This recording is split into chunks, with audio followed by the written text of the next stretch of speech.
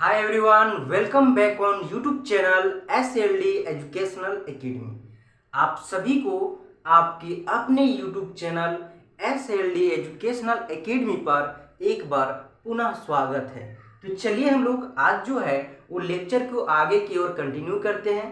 Previous lecture की अगर बात करें तो हम लोग जो चैप्टर 3 था, दो चर वाले रैखिक समीकरण युग्म, उसको हम लोग जो देख रहे थे उसमें हम लोग इंट्रोडक्शन को देखे थे, यानी कि उस चैप्टर का भूमिका के बारे में हम लोग चर्चा किए थे। आज हम लोग उससे आगे जो आपका टॉपिक नंबर 3.2 जो है उसको हम लोग देखेंगे। 3.2 जो टॉपिक है आपका है दो चरों में रैखिक समीकरण युग्म। ठीक है, इसके बारे में हम लोग देखेंगे।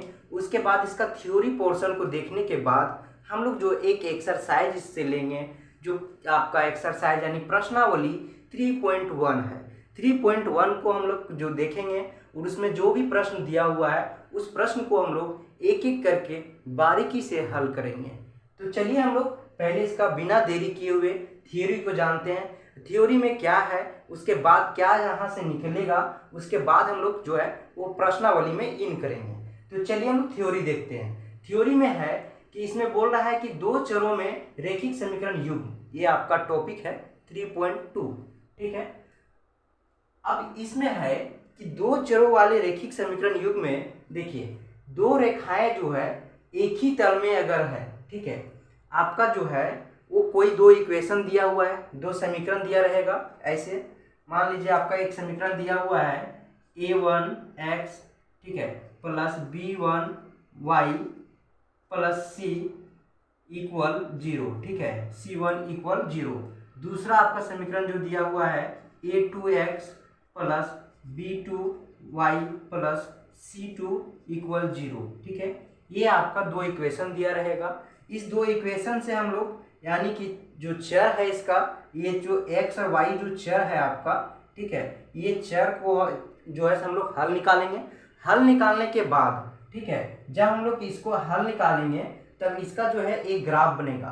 और जब ग्राफ बनेगा तो दोनों जो भी दोनों इक्वेशन का जो ग्राफ आएगा वो एक ही अगर तल में रहेगा तो ये तीन कंडीशन में से किन्हीं एक कंडीशन को फॉलो करेगा।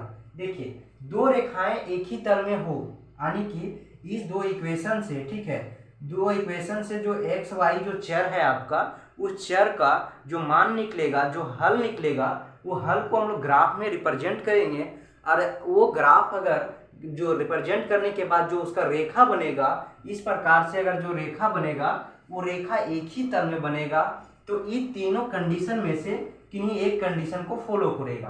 पहला है कि अगर वो है दोनों रेखाएं परस्पर एक बिंदु पर प्रतिच्छेद करती है, इस प्रकार से अगर प्रतिच्छेद करेगी तो जो है मान लीजिए एक ही तल में दोनों रेखाएं जो है एक दूसरे का प्रतिच्छेद करेगी, पहला कंडीशन।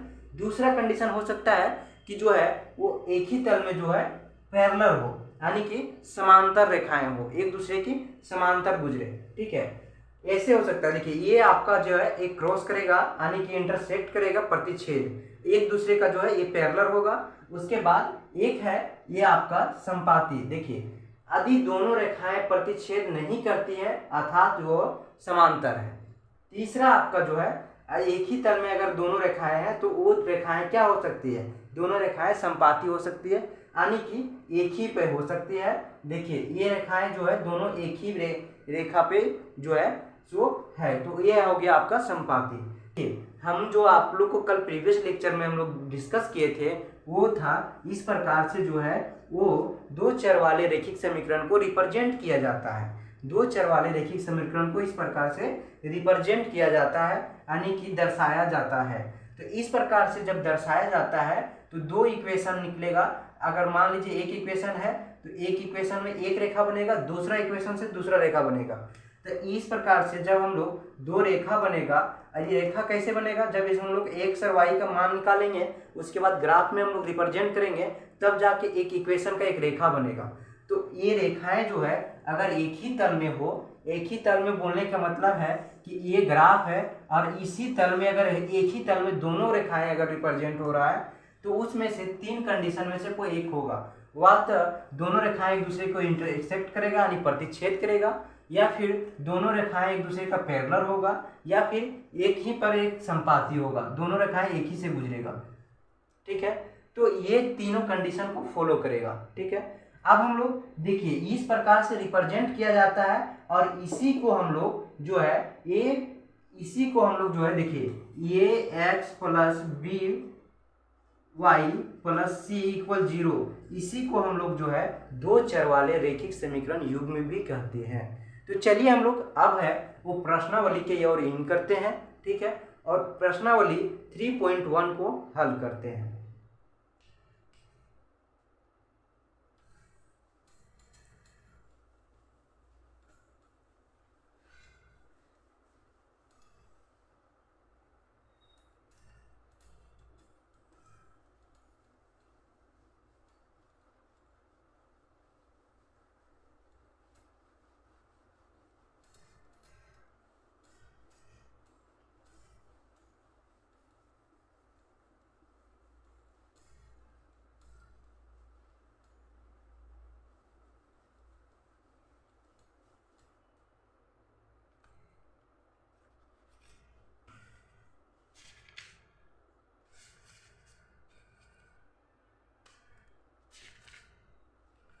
प्रश्नावली 3.1, आप लोग के पास अगर एनसीईआरटी बुक होगा तो आप लोग जो है अपने एनसीईआरटी बुक में देख पा रहे होंगे कि इसमें प्रश्न नंबर जो 1 है प्रश्नावली 3.1 का, उसमें बोल रहा है कि आफ्ताब अपनी बेटी से कहता है, आफ्ताब जो है एक व्यक्ति है, वो अपनी बेटी से कह रहा है कि 7 वर्ष पूर्व मैं तुमसे 7 गुनी आयु का था।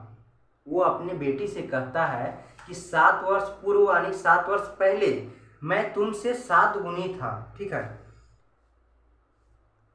उसके बाद आगे बोल रहा है कि लेकिन अब से 3 वर्ष बाद मैं तुमसे केवल 3 गुनी आयु का रह जाऊंगा। ठीक है, इसमें तो क्या इस स्थिति को ज्यामितीय और बीजगणितीय रूप में व्यक्त कीजिए। ठीक है, तो बोल रहा है कि इस जो स्थिति है, जो इस स्थिति को बना रहा है, कंडीशन को जो बना रहा है, उस कंडीशन को हम लोग को दो रूप में हम लोग को रिप्रेजेंट करना है, मैंने जो है उसको दर्शाना है। पहला ग्राफीय विधि से और दूसरा बीजगणितीय विधि से। ठीक है, बीजगणितीय रूपों में व्यक्त करना है। ठीक है, तो चलिए हम लोग देखते हैं। चलिए हम लोग इसका जो है सॉल्यूशन देखते हैं, सॉल्यूशन देखेंगे। ठीक है, तो हम लोग सबसे पहले जो आफ्ताब की आयु है वर्तमान यानी कि जो प्रेजेंट में उसका आयु चल रहा है, उसको हम लोग मान लेंगे। माना कि आफ्ताब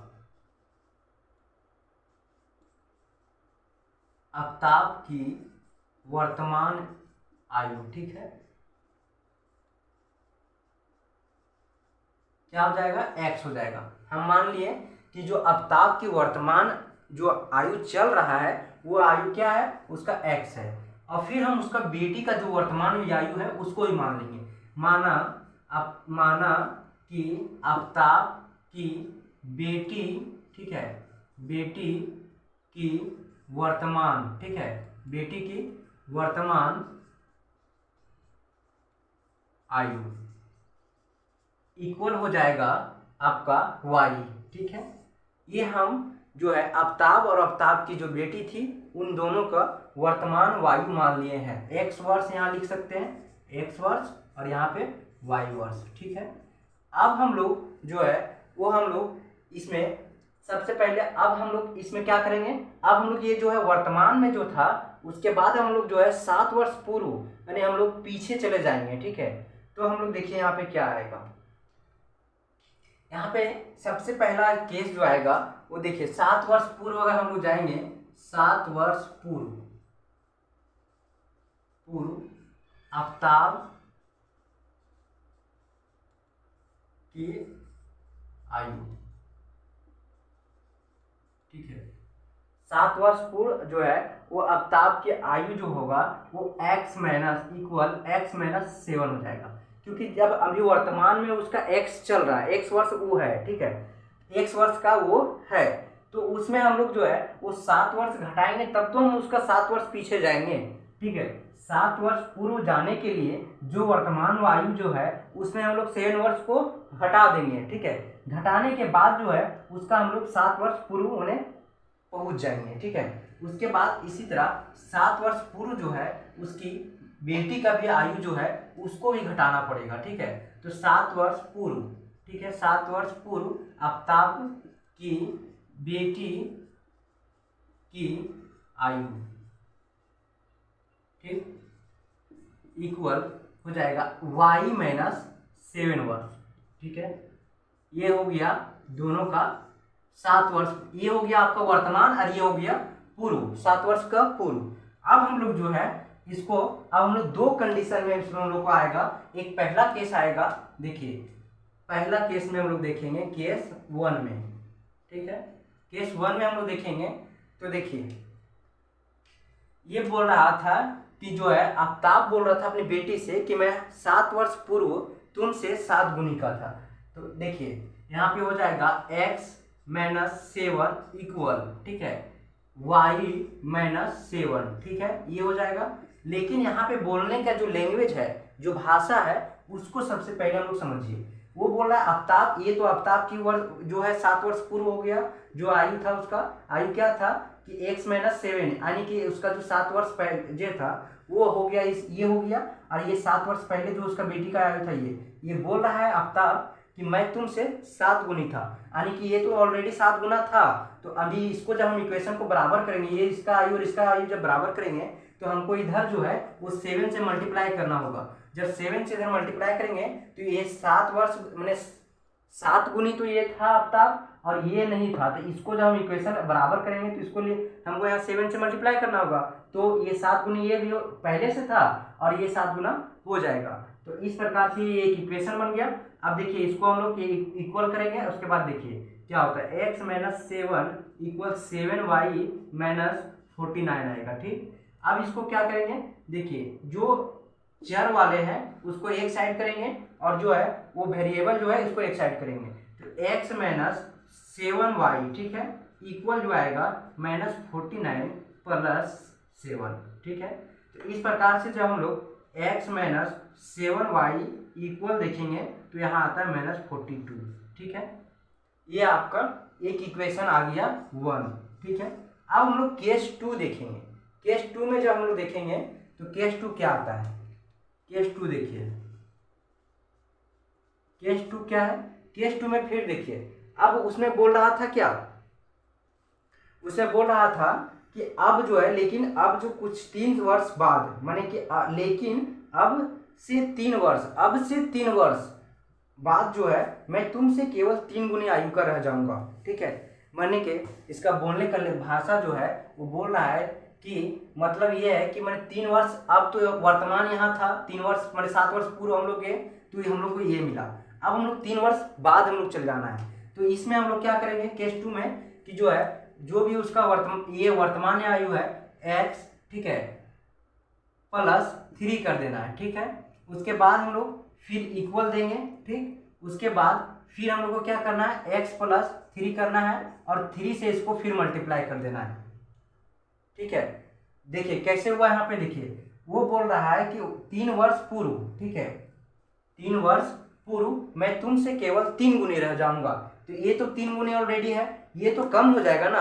तो इसको जब बराबर करेंगे तो 3 गुनी करने, इक्वल करने के लिए इसको तो 3 से मल्टीप्लाई करना ही होगा, तब ये दोनों जाके बराबर होगा। ठीक है, तो अब हम लोग इसको सॉल्व करेंगे। तो x plus 3 equal 3x plus जो है वो आप सॉरी यहाँ पे y हो जाएगा, y प्लस 3 हो जाएगा। तो यहाँ पे भी y हो जाएगा, y प्लस 3 इंटू 3 जो हो जाएगा 9 हो जाएगा। ठीक है, और यहाँ पे वेरिएबल को एक साइड करेंगे, साइड चेंज करके, तो 3y हो जाएगा इक्वल हो जाएगा 9 माइनस 3। ठीक है, ये आपका हो जाएगा x माइनस 3y इक्वल जो है आपका 6 हो जाएगा, जो कि आपका इक्वेशन 2 है। ठीक है, अब ये दोनों इक्वेशन से हम लोग देखिए, ये जो इक्वेशन जो हम लोग को निकला, ये आपका जो बीजगणितीय जो है वो बीजगणितीय यही हो गया आपका बीजगणितीय। ठीक है, बीजगणितीय, ठीक है, बीजगणितीय रूप में लिखने के लिए बोल रहा था। तो तो बीजगणितीय रूप में क्या हो जाएगा, बीजगणितीय रूप ये हो जाएगा आपका पहला जो आ जाएगा आपका वो हो जाएगा x माइनस 7y इक्वल -42, एक इक्वेशन। दूसरा आपका हो जाएगा x माइनस 3y इक्वल 6, ये दोनों हो जाएगा। एक बार देख लेते हैं हम। हाँ, दिख रहा है आप लोग को। अब हम लोग को इसी को ग्राफीय रूप में दर्शाना है। चलिए हम लोग इसको ग्राफ रूप में भी दर्शा लेते हैं, ग्राफ के रूप में भी हम लोग इसको रिप्रेजेंट कर लेते हैं। ठीक है, ये हम लोग का दो इक्वेशन निकल के सामने आया। ठीक,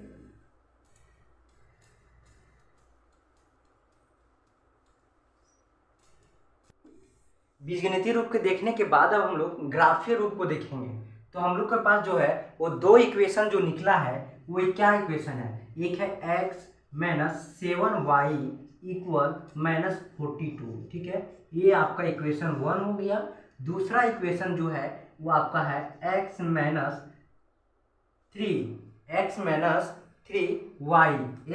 3y इक्वल 6, ये आपका दूसरा इक्वेशन है। ठीक, ये दोनों आपका इक्वेशन हो गया।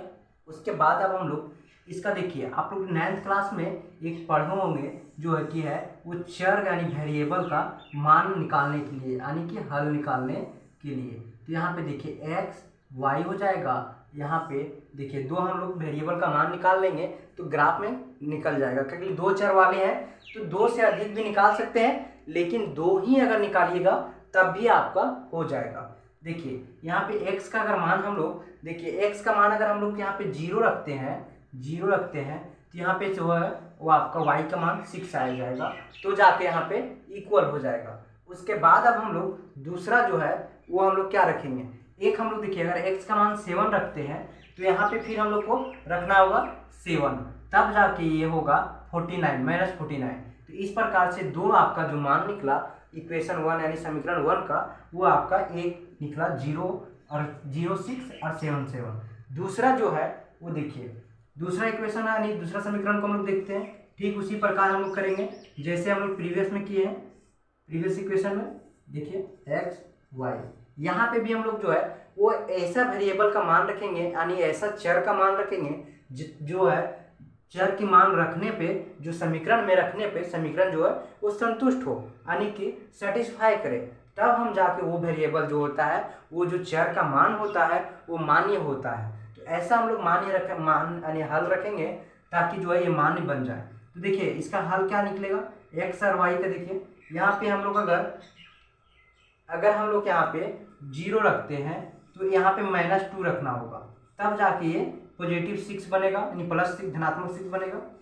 दूसरा जो है वो आपका है वो हम लोग फिर यहाँ पे अगर 6 रखते हैं x का मान, तो यहाँ पे क्या रखना होगा, 0 रखना होगा। ठीक, तब ये जाकर 0 हो जाएगा और यहाँ पे +2 हो सके। तो इस प्रकार से ये हमारा दो मान निकल गया। ठीक है, हल निकल गया, एक्स वाई का जो हल है वो निकल गया। ठीक है, और ये जो हल है वो इस समीकरण को संतुष्ट कर रहा है, तो इस प्रकार से ये जो हल है वो मान हुआ। ठीक है, अब हम लोग जो है इसको एक्स जो है ग्राफ के रूप में एक्स और वाई जो जहाँ दिया हुआ है उसको हम लोग रिप्रेजेंट करेंगे। ठीक है, देखिए यहाँ पे आ जाएगा आपका 0 मूल बिंदु, उसके बाद -1 -2, ठीक है, -3। ठीक है, -3 माइनस में 3 से ज़्यादा नहीं गया है तो इधर हम लोग कितना ही लेंगे। ठीक है, ये एक्स एच हो गया, वाई एच हो गया, ये एक्स डैश हो गया और ये वाई डैश हो गया। ठीक है, अब हम लोग इधर 1 लेंगे, 2 लेंगे, 3 लेंगे, 4 लेंगे, 5 लेंगे, 6 लेंगे। इधर भी हम लोग 1 लेंगे, 2 लेंगे, 3 लेंगे, 4 लेंगे, 5 लेंगे और उसके बाद 6 लेंगे। ठीक है, इधर भी हम लोग ले लेते हैं -1 -2 -3, ठीक है, -4। उसके बाद हम लोग इसको रिप्रेजेंट करेंगे। देखिए आप लोग को जो है वो ग्राफ में बनाना है। ठीक है, एग्जाम के टाइम में भी आप लोग को ग्राफ दिया जाएगा। ठीक है, तो हम लोग चलिए इसको हम लोग जो है वो ग्राफ के रूप में हम लोग रिप्रेजेंट करते हैं। एक्स जो है वो 0 है, यानी कि यहाँ पे मूल बिंदु है, और वाई जो है 6 है, यानी कि यहाँ पे हो गया, एक आपका यहाँ से यहाँ हो गया। दूसरा जो है वो 7/7 है, यानी कि एक्स में भी 7 है और वाई में भी 7 है, तो एक आपका यहाँ हो गया, एक यहाँ पे हो गया। तो इस प्रकार से देखिए ये जो है एक आपका यहाँ पे मिलेगा, ठीक है, 7/7 यहाँ पे मिलेगा और एक यहाँ पे मिलेगा। तो ये जो लाइन है वो इस प्रकार से गुजरेगा, ठीक है। इस पे बोर्ड पे नहीं बन पा रहा है, आप लोग ग्राफ में बनाइएगा तो एकदम एक्चुअल ग्राफ बनेगा, ठीक है ना। इसलिए आप लोग ग्राफ कॉपी में ही इसको बनाने का प्रयास कीजिएगा। दूसरा जो है वो 0 से -2 है, वो जो आपका यहाँ पे बनेगा। उसके बाद एक जो है वो 6 to 0 है, यानी कि ये आपका +6 हो गया और दूसरा जो है वो यहाँ पे 0 हो गया मूल बिंदु। ये जो ग्राफ है कुछ इस प्रकार से गुजरेगा, ठीक है। ये आपका इससे गुजरेगा, ठीक है। देखिए तो ये वो आपका इक्वेशन x - 7y = -42 हो जाएगा, ठीक है। और ये जो आपका होगा ये 3 माइनस, देखिए x - 3y = 6 होगा। ये आपका 2 जो है वो आपका रेखा बनेगा, ये दोनों समीकरण का ये 2 रेखा बनेगा।